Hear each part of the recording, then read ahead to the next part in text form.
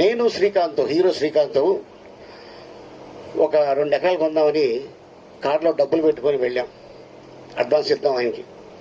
ఆయన ఎకరం 20 లక్షలు చెప్పాడు అదే ఏరియాలో. మాతో పాటు ఒకడు వచ్చాడు.